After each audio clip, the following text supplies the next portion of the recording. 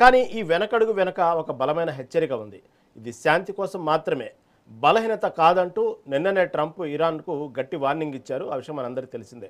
అటు అమెరికా హెచ్చరికలకు, ఇటు అంతర్జాతీయ ఒత్తిళ్లకు తలొగ్గిన ఇరాన్ ఎట్టకేలకు చర్చల మేజాబల్లా ముందుకు రావడానికి ఒప్పుకుంది. అసలు ట్రంప్ వ్యూహం ఏంటి? ఇరాన్ ఎందుకు వెనక్కి తగ్గింది? ఈ తాత్కాలిక శాంతి వెనుక రాబోయే పెద్ద తుఫాను దాగి ఉందా, లేక నిజంగానే మధ్యప్రాచ్యంలో శాంతి నెలకొంటుందా? ఇదే అంశాలపై మనతో ఈరోజు మెగా డిబేట్లో డిస్కస్ చేయడానికి సిద్ధంగా ఉన్నారు ప్రముఖ విశ్లేషకులు బండారు రామ్మోహన్ రావు గారు, అదేవిధంగా retired army officer colonel Arjuna గారు మనతో పాటు సిద్ధంగా ఉన్నారు. ముందుగా రామ్మోహన్ రావు గారి దగ్గరికి వెళ్దాం. రామ్మోహన్ రావు గారు నమస్తే అండి. నమస్కారం రామ్మోహన్ రావు గారు, ఈ యుద్ధం మొదలైనప్పటి నుంచి మనం ఎప్పటికప్పుడు వింటానే ఉన్నాం. దాదాపుగా యుద్ధం ముగిసిందంటారు, మళ్ళీ యుద్ధం మొదలు పెడతారు, మళ్ళీ ట్రంప్ వార్నింగ్ ఇస్తూ ఉంటారు, మళ్ళీ ఇరాన్ ఏదో ఒకటి చేసిద్ది అంటారు. ఈ విధంగా ఏ న్యూస్ నిజమో ఏ న్యూస్ అబద్ధమో తెలియట్లేదు. దాని నిజంగా ఆగిందో అర్థం కావట్లేదు, జరుగుతుందో అర్థం కావట్లేదు. మొన్న ఇటీవలే సీజ్ ఫైర్ కూడా కొత్త అర్థం చెప్పారు ట్రంప్. కాబట్టి దీన్ని ఎలా తీసుకోవాలి ఇప్పుడున్న పరిణామాలను బట్టి? రహీం గారు, మీకు అట్లా కళ్యాణ్ అర్జున్ గారికి, మెగా ప్రేక్షకులు నమస్కారం. ఇవాటి యుద్ధం మొదలై సరిగ్గా 104 రోజులు. ఎందుకంటే ఫిబ్రవరి 28 మొదలైంది, మార్చి 31 రోజు వచ్చింది, మళ్ళీ ఏప్రిల్ 30, మళ్ళీ జూన్ మళ్ళీ 30, మే 31, మళ్ళీ జూన్ లో ఇప్పుడు 12 రోజులు గడిచింది. 104 రోజులు దాటుతుంది యుద్ధం మొదలైంది. ఒక రకం చెప్పాలంటే కాల్పుల విరమణ జరిగి కూడా దాదాపు నెల దాటింది, 25 రోజులు దాటి ఇప్పుడు చూస్తున్నాం. పేరుకు కాల్పుల విరమణ కానీ జరిగే యుద్ధం టుషుడికి వస్తూనే ఉంది లోపల. హర్మోజ్ సంధి సాయం ఆగిందా అంటే ఆగలేదు, ఆగలేదు అంటే ఆగలేదు. అంటే ఎవరికని చెప్పాలంటే అదేదో ప్లైవుడ్ అడ్వర్టైజ్మెంట్ వస్తుంది రహీం గారు. అందులో కాలిందా అంటే లేదు, నానిందా అంటే లేదన్నట్టు యుద్ధం ఆగిందా అంటే లేదు అని చెప్పలేం, అవునని చెప్పలేం. ఆ పరిస్థితి అయింది.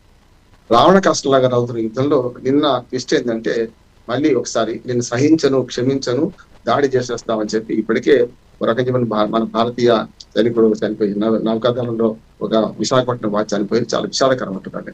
గతంలో కూడా ఇంకోసారి అప్పుడు దాడి చేసినప్పుడు ఒకటి చనిపోయారు. ఇప్పుడు అమెరికా దాడి వల్ల 16 మంది 20 మంది రక్షించబడ్డారు, 3 గల్లంతయ్యారు. అందులో మన విశాఖ వాసి కూడా ఉన్నారు.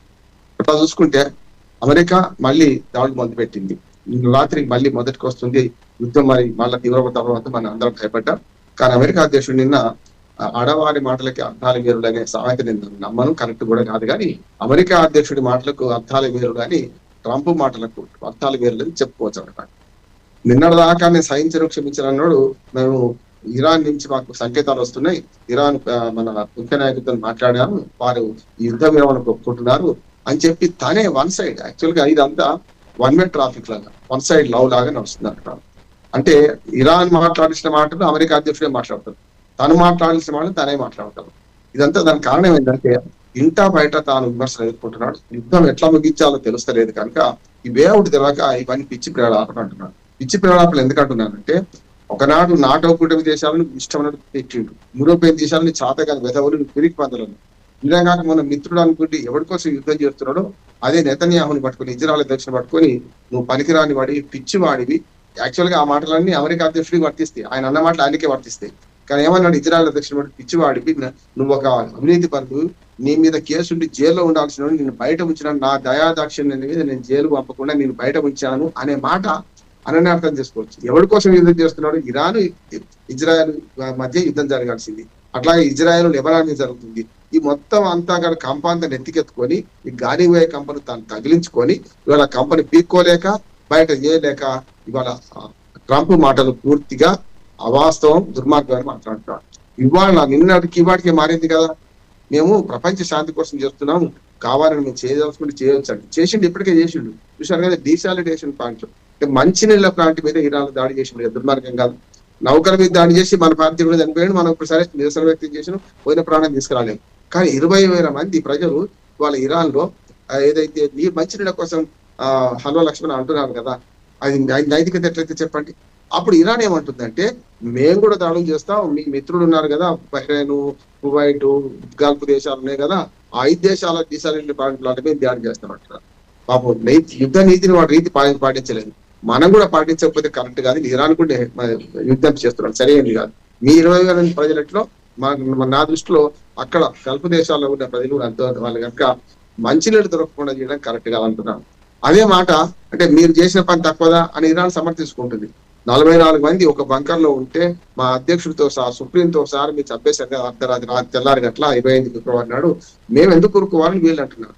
ఇప్పుడు మీ పట్ల వాళ్ళు ఒకరినొకరు తగ్గేదే లేదంటే ఏమైంది, చివరికి ప్రాణాలు పోతున్నాయి, వాళ్ళ ప్రపంచం అంతా అతలకుతలం అవుతుంది. ఏమంటున్నానంటే ఇప్పటికైనా సరే ఇప్పుడు ట్రంప్ మాటలకు అర్థాలు వేరుగా ఉన్నాయి. ట్రంప్ మాటలు కూడా ఒక నమ్మదగ్గవి కాదంటున్నాడు. ఇప్పుడు రేపటికల్లా కుదురుతుంది, యురేన్ నిల్వలు మాకు అప్పచెప్తా అంటున్నారు, మా అమెరికాకి అప్పచెప్తారట. అంత పిచ్చి వాళ్ళు కాదు కదా ఇరాన్. కాకపోతే రష్యాకి అప్పచెప్పంటే వేరు ఉంటది, కానీ మాకు అప్పచెప్తా అంటున్నారు. సమస్యలే, యుద్ధం ముగిసిపోతుంది, ఇక సంతకాలు మాత్రమే తనవాయి అంటున్నాడు. ఒక్క మాట ఇరాన్ ఇప్పటి వరకు ఒక్క మాట మాట్లాడలేదు ఇరాన్. ఇప్పటికి ఇరాను మేము దీనికి కట్టుబడే ఉన్నాం, నిజంగానే ఒప్పందం కుదరబోతుందని ఒక మాట అనలే కదా. ఆనాడు పాకిస్తాన్ లో 21 గంట చర్చలప్పుడు మధ్యవర్తి నెలకొడలు తప్పు చేసి అమెరికా భంగపడ్డది. మళ్ళీ రెండోసారి చర్చలకు మొదలే కానీ చూసినాం మనం. ఇప్పుడు మూడోసారి చర్చలకు కూడా కొంతవరకు అవకాశం ఉండే. 40 దేశాలతో కూటమి కట్టి బ్రిటన్ కొంత ప్రయత్నం చేసింది. మీరంతా మీ లెక్కింద మీరు బ్రిటిక్ పందులు పోమని వాళ్ళని పక్కకు పంపించేసాడు. చివరికి ఇప్పుడు ఏమంటున్నాడంటే కొన్ని మన యూరోపియన్ దేశాలు 40 దేశాల దాకా వాళ్ళందరూ విజ్ఞప్తి చేసిండ్రు, ఈ ప్రపంచం అతలాకుతలం అవుతుంది, మీరు యుద్ధం చేయకండి, ఇరాన్ మీద చాలించండి అని అంటే దాని వల్ల మేము చేస్తున్నాం. దాంతో పాటు ఇరాన్ కూడా అంగీకరించింది, దాన్ని చేస్తున్నాం అంటున్నాడు. ఇవన్నీ గాలి మాటలు అంటున్నాడు. అమెరికా అధ్యక్షుడు ఏమంటారు గులకరాయిలు అంటున్నాడు, అంటే దొరలు రాయలు అంటారు, ముడ్డి లేని కడుపుతా అంటారు. ఒక్క నిమిషంలో మాట మారుస్తున్నాడు కనుక అమెరికా అధ్యక్షుడి మాటల వల్లనే యుద్ధం పెట్టేయకూడదు. ఆయన మాటల వల్ల సహించడం క్షమించడం అన్నాడు, వెంటనే నేను క్షమించడం పోమంటాడు. మీరే అబద్ధాలు ఎట్లా ఆడతారంటే అర్జున్ గారితో నేను అర్జున్ గారు నాతో ఒప్పందం కుదుర్చుకుని నేనంటే ఎట్లా ఉంటుంది చూడండి, నవ్వు ఊరుకుంటాడు. అంతేగా ఒక రకంగా చెప్పానంటే కేఏ పాల్తో నేను పోల్చడం ఎప్పుడు పోలుస్తుంటా కానీ కరెక్ట్ కాదనిపిస్తుంది. కేఏ పాల్ చాలా లక్ష్యవాళ్ళు ఏమంటున్నాడు, ఆయన ఏ మాట మాట్లాడినా మనకు నష్టం ఏదేం లేదు. కానీ అమెరికా అధ్యక్షుడి మాటలు మాత్రం చాలా ప్రపంచానికి నష్టం చేస్తున్నాయి. ఇట్లాంటి అధ్యక్షుడు ఇంకో 2.5 ఏళ్ళు భరించాలి. మన సంవత్సరం అర్థం కూడా కాలే. 2025 జనవరిలో వచ్చింది, 26 జనవరికి ఏడాది, ఇంకో ఏడాది అర్థం కూడా కాలే. ఇంకా 2.5 ఏళ్ళు ఉంటాడు ఆయన. మరి అమెరికా ప్రజలకు శాపమే అంటున్నాను నేనైతే. అమెరికా ప్రజలు ఇప్పటికి కూడా ఏమంటారు, మనం ఖరీదయ్యే యుద్ధం చేస్తున్నాం, దాదాపు 7 లక్షల కోట్ల రూపాయలు మన కరెన్సీలు చెప్తే ఇప్పటికి యుద్ధం మీద వెస్ట్ చేసినాం. మీరు మాత్రం మా ప్రజల సొమ్ము, మా పన్నుల సొమ్ము, మా టాక్స్ పేయర్స్ మనీని ఇట్లా దుర్వినియోగం చేస్తున్నారని చెప్పి చివరికి సెనేట్ అట్లానే హౌస్ ఆఫ్ రిప్రజెంటేటివ్స్ కూడా మన సుంకాల విషయాలు చెప్పింది కదా. ఆయన వీటో పవర్ ఉంది కనుక నాకు నెక్కొస్తున్నాడు. కనుక సాంకేతికంగా యుద్ధం కొనసాగుతుందని చెప్పకుండా ఉండడానికి సెనేట్ ఆమోదం 60 రోజులకు మించితే తీసుకోవాల్సిన సాంకేతిక అంశాన్ని అడ్డు పెట్టుకొని ఈయన 58 రోజులకి యుద్ధం ముగిసింది అని చెప్పుకుంటూ కాల్పుల విరమణ ఒప్పందం కుదుర్చుకున్నామని చెప్పి కాల్పులు ఎక్కడ ఆగలేదు. ఇప్పుడు నిన్న ఇరాన్ భారతీయ నౌక మీద కానీ భారతీయ మన నావికులు నౌక మీద కానీ దాడి చేయడం చూస్తే, అట్లాగే మంచినీళ్ళ ప్లాంట్ల మీద దాడి చేయడం చూస్తే, ఇక ముందు చేస్తామని హెచ్చరికలు చూస్తే ట్రంప్ పిచ్చిపేద ప్రణాళికలతోనే ఈ రకమైన యుద్ధం కొనసాగుతుంది. ఇది ఆగాలంటే ట్రంప్ చల్లబడాలి. ట్రంప్ని మారిస్తే తప్ప సాధ్యం కాదని నేను అనుకుంటున్నాను. ఇది రావణ కాలంలాగా రవులుతూనే ఉంటది అనుకుంటున్నాను. దానివల్ల మనందరం బాధపడుతున్నాం కదని సమస్య.